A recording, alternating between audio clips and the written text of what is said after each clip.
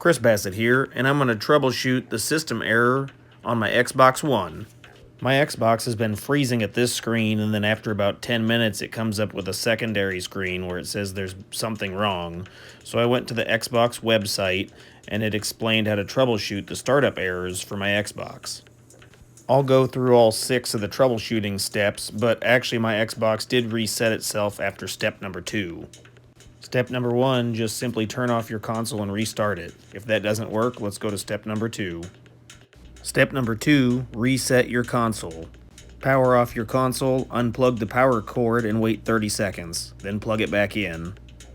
Next, you want to identify the pair and eject buttons, and then you want to hold them and press power. There's your pair button on the side, it's on the left side, and then your eject button is on the front.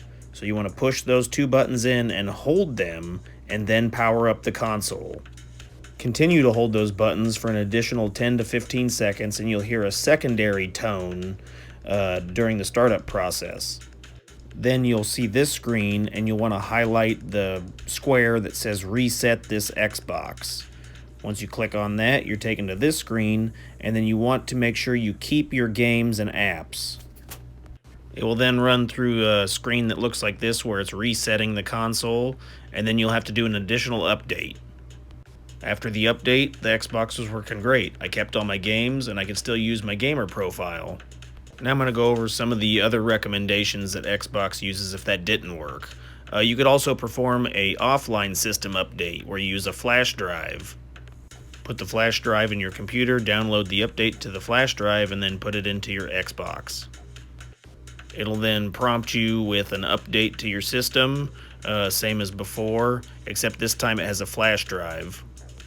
From the same troubleshooting screen, you'll select Offline System Update, and the update could take several minutes. And if that doesn't work, as a last resort, restore the factory defaults.